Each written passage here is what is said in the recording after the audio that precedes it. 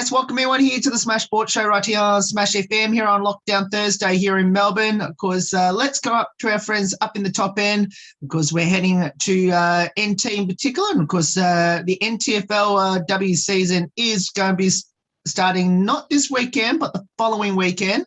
And of course, for the defending champions in the NTFL competition, of course, that is the PINT Football Club. They'll be hoping to defend that premiership, not just in the women's, but also in the men's as well. Because we've got a very special guest on the show because her name is Amy. She joins us right now. Thanks, Amy, for joining us. I will. Hi, Smash FM. Thanks for having me. No worries. Well, firstly, how's the preseason like going into round one, not this weekend, but the following weekend? Yeah, so we're coming into, I think, our 6th weekend of pre-season. So our pre-season actually got pushed back a week because we went into a lockdown the day we were due to start our first pre-season. So we sort of lost a week, but that was the same for all the NTFL clubs. They're all in the same boat. So, yeah, lost a week through lockdown and unfortunately I actually rolled my ankle at our second session. So I actually haven't been able to participate in any pre-season since. So it's not really anything too dissimilar to last season. I was in the exact same situation. I rolled my ankle at our first training session and couldn't train until I think the week before our game. So yeah, for me, it's sort of deja vu again. But no, the girls have been hard at it for the last 6 or so weeks, getting good numbers on the track. Fair few new girls, and most of our girls from last season have come back. We've lost a few. Obviously, yeah, Katie Strader did a ACL in the grand final last season, so she'll be out. We'll lose Jazz Hewitt. She's going back to Adelaide for the AFLW, and had a few girls pregnant or, not come back. But no, other than that, it's been a pretty good pre-season so far. All the girls are pretty keen to get back into it and get started.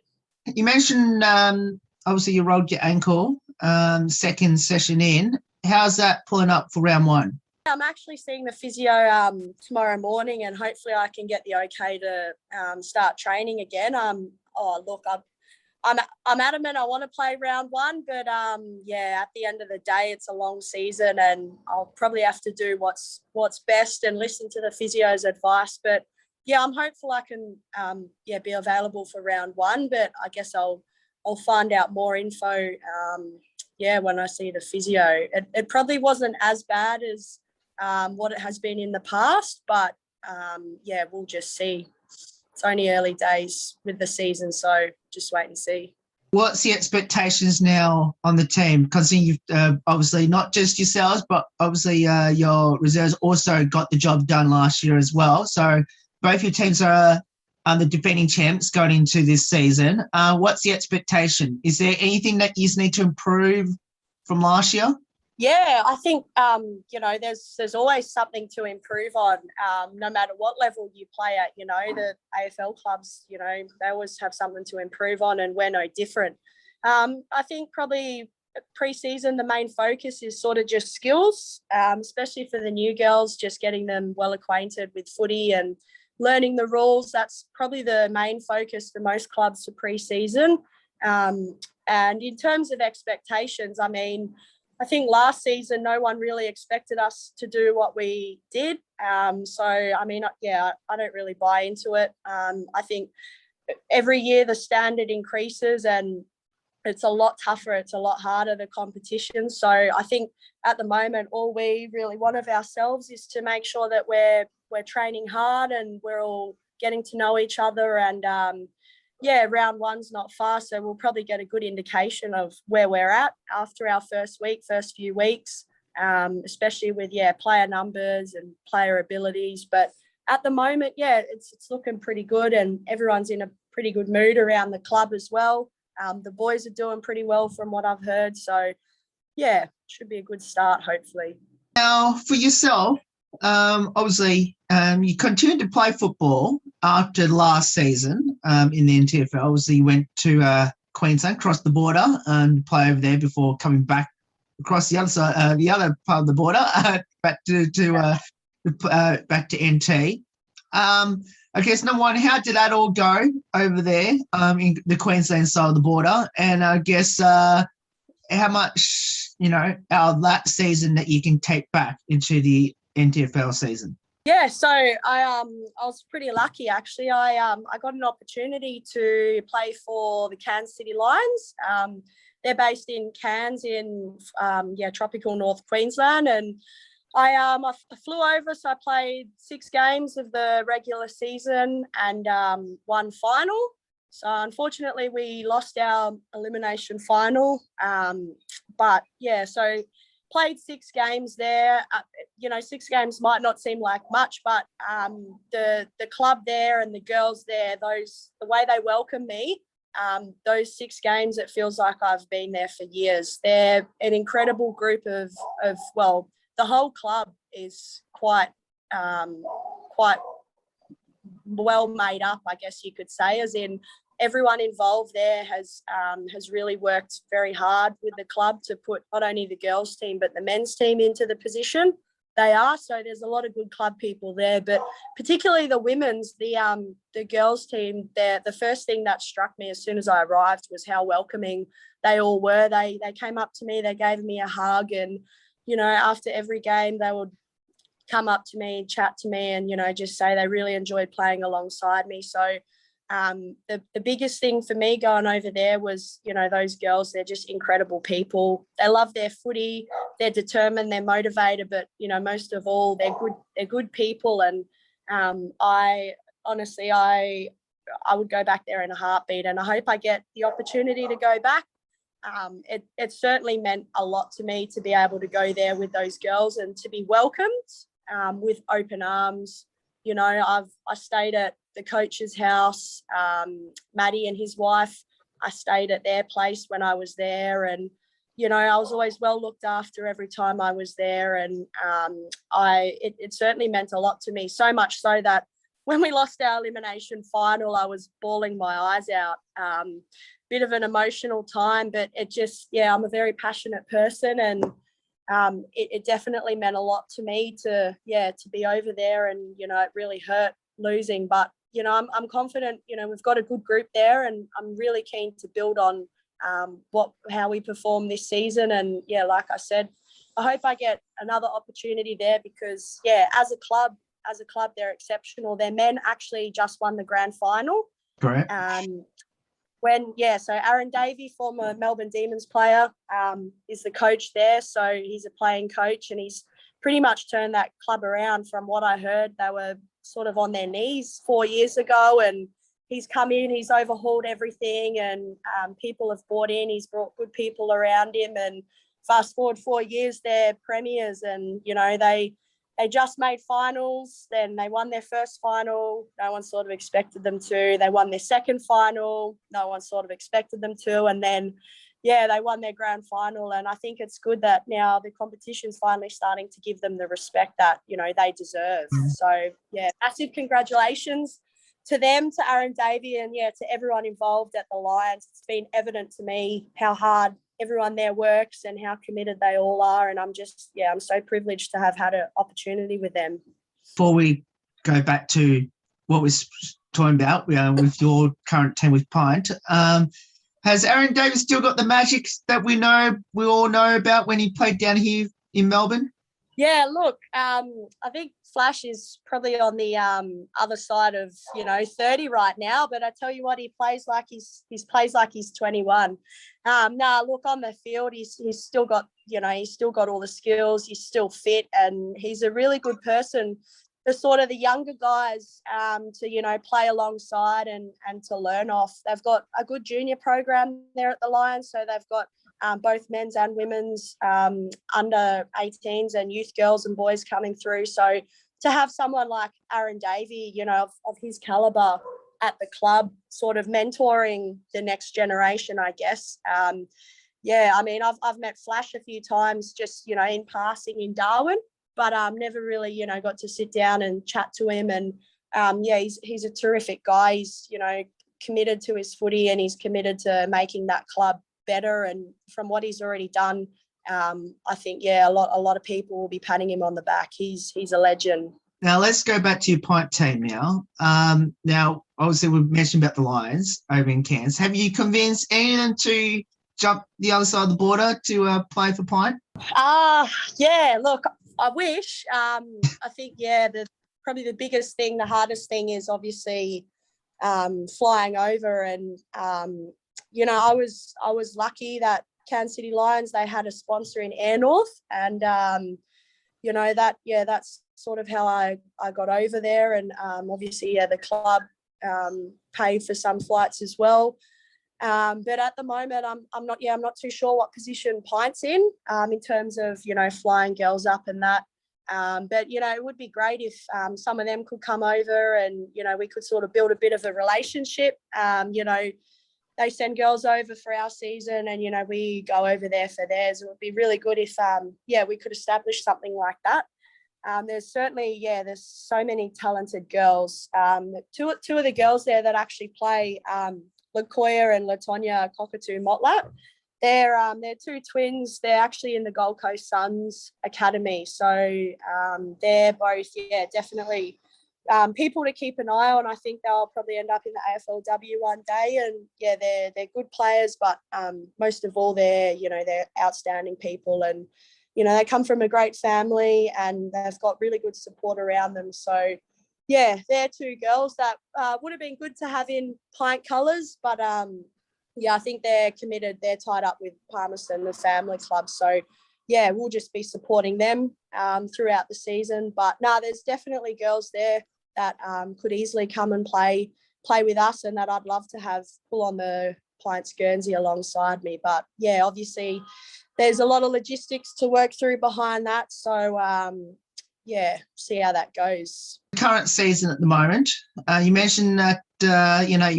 you've lost some players, you've gained some new players for the season. Is there any of the players that you've seen so far at training that we should watch out for the upcoming season?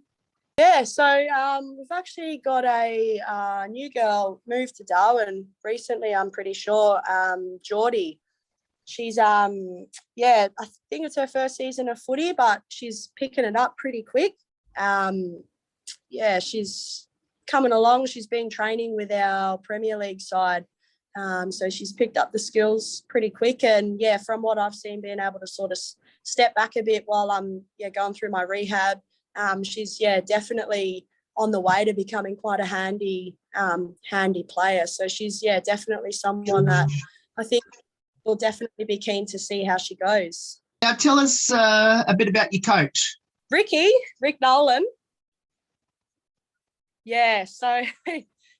Ricky, I've known Ricky for a fair few years. He used to coach St. Mary's Premier League team, maybe 8 years ago or so. He's got quite an impressive football coaching record. He's coached all around Australia. He's even coached in I think Norway back when he was over there for a bit.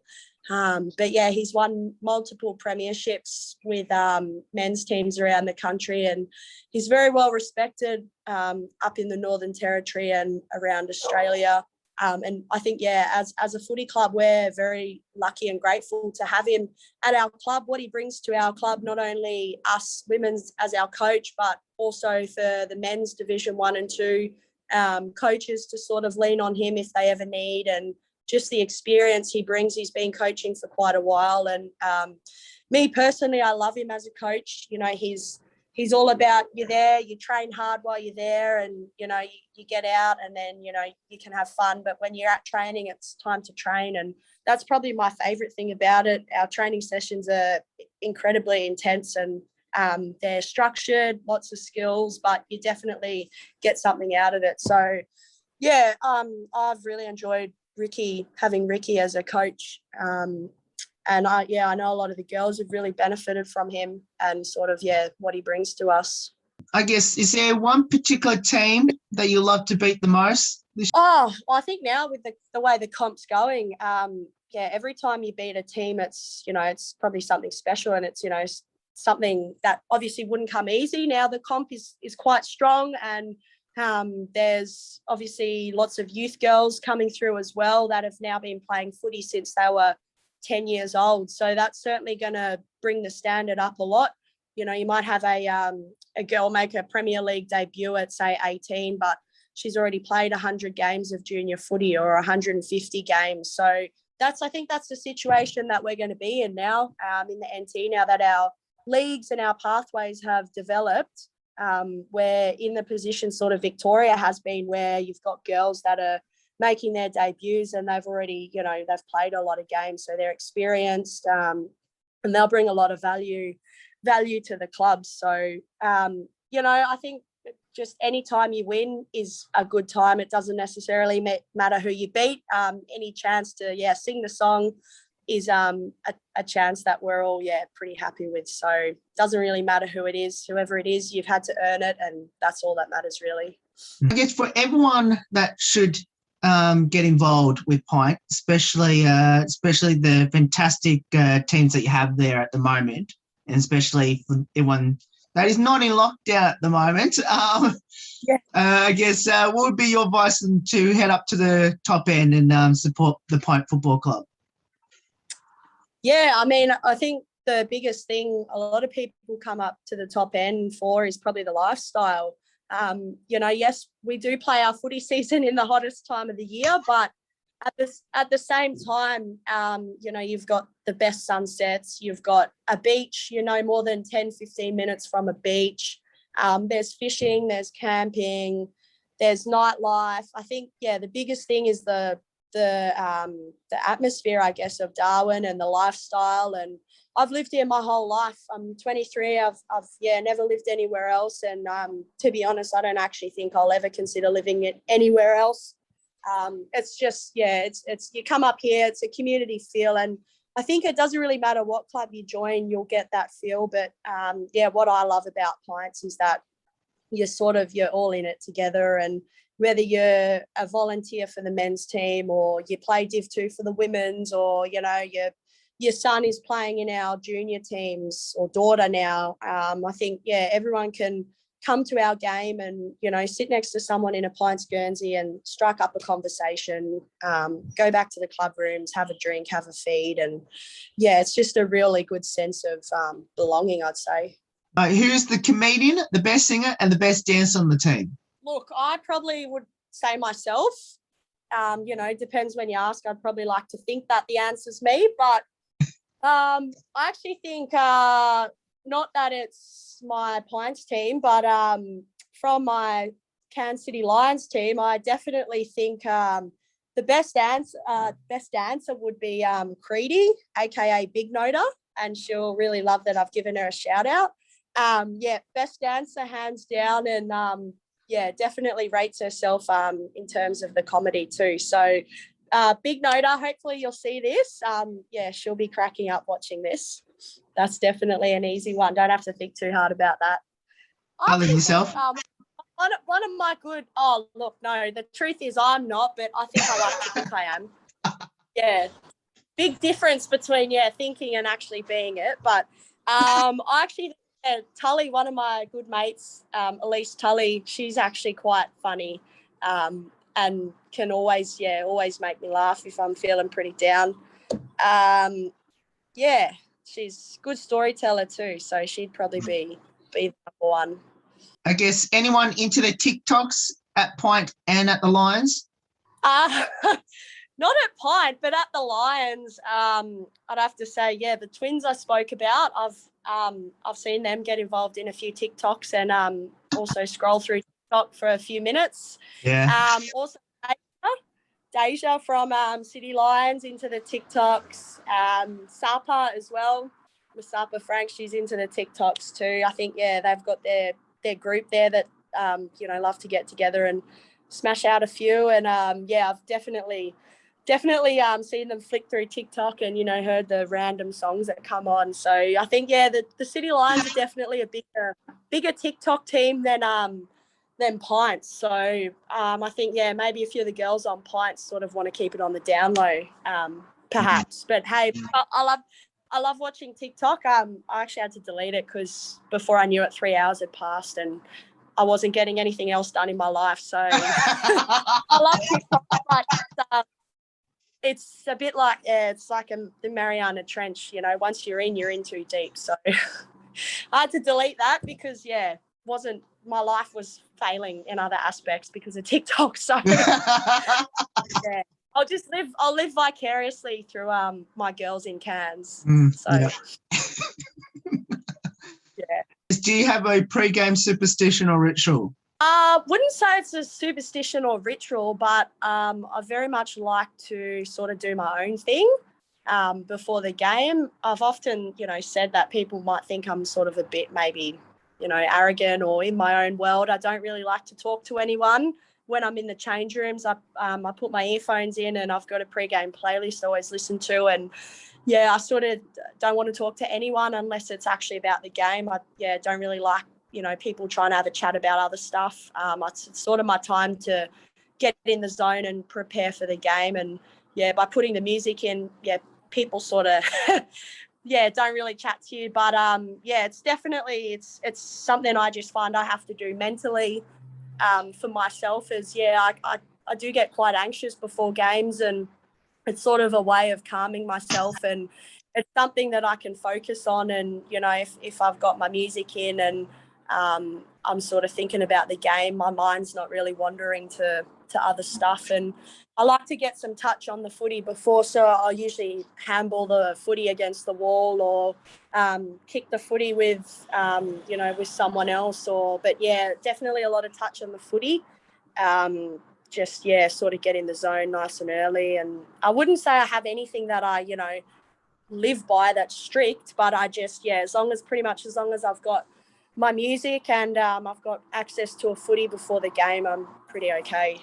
Everyone that is coming to the top end, especially to watch your team play at home, whereabouts is your home ground? So our home ground is it's actually at Marara. So it's a PINT cricket club. So there's also a cricket club there, but we've got 2 ovals and there's a social club, and it's actually right across the road from our main football stadium, TIO Stadium. So that's pretty much our main hub for footy. And our club is maybe like a 3-minute walk across the road. It's it's not far at all. It's pretty central. It's about a 15-minute drive from the city, and there's shops and suburbs and everything. It's sort of not in the middle of nowhere. It's quite a good spot. Of course, you might as well give your player sponsor a bit of a shout out. Definitely. Spoke to Laushi not too long ago actually. He's in lockdown, poor bloke. So I think he's planning a trip to Darwin.